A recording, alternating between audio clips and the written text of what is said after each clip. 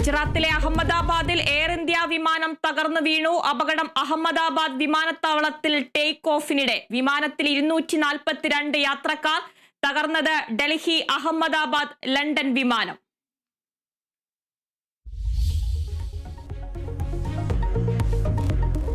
കേരള തീരത്തെ കപ്പൽ അപകടങ്ങളിൽ കർശന നടപടി വേണമെന്ന് ഹൈക്കോടതി. കേന്ദ്ര സംസ്ഥാന സർക്കാരുകൾക്ക് കേസെടുക്കാം.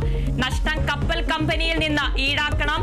എന്തൊക്കെ നടപടി സ്വീകരിക്കാമെന്നുള്ളത് സർക്കാർ അറിയിക്കണമെന്നും കോടതി. MSC കമ്പനിയുടെ മറ്റൊരു കപ്പൽ തടഞ്ഞുവെക്കാൻ വീണ്ടും തുറമുഖ അധികൃതർക്ക് ഹൈക്കോടതി നിർദ്ദേശം. നടപടി കാഷ്യൂ എക്സ്പോർട്സ് പ്രൊമോഷൻ കൗൺസിൽ ഹർജിയിൽ.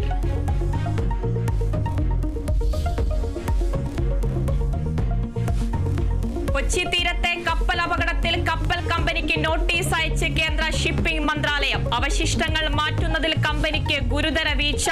48 മണിക്കൂറിനുള്ളിൽ ഇന്ധനം നീക്കുന്നതിനുള്ള നടപടി തുടങ്ങണമെന്നും അന്ത്യശാസനം. സാൽവേജ് നടപടിക്രമങ്ങൾ വൈകിയാൽ ക്രിമിനൽ നടപടിയെന്ന തീപിടിച്ച കപ്പലിനും മുന്നറിയിപ്പ്. വാൻഹൈ കപ്പലിലെ തീ അണയ്ക്കാൻ ശ്രമം തുടരുന്നു.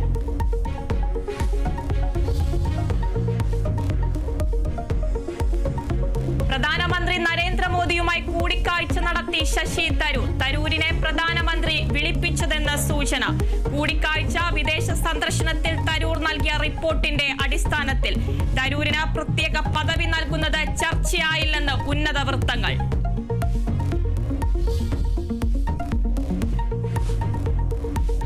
ആണവ ചർച്ച പരാജയപ്പെട്ടാൽ ഇസ്രായേൽ ഇറാനെ ആക്രമിച്ചേക്കുമെന്ന് റിപ്പോർട്ട്. ഇറാന്റെ ആണവ കേന്ദ്രങ്ങൾ ആക്രമിക്കാൻ ഇസ്രായേൽ പദ്ധതിയിടുന്നതായി അമേരിക്കൻ മാധ്യമങ്ങൾ. ജാഗ്രത ശക്തമാക്കി അമേരിക്ക. ഇറാഖിലെ എംബസി ഭാഗികമായി ഒഴിപ്പിച്ചു. മധ്യപൂർവ്വ ദേശങ്ങളിലെ നയതന്ത്ര ഉദ്യോഗസ്ഥരോട് മടങ്ങാൻ നിർദ്ദേശം.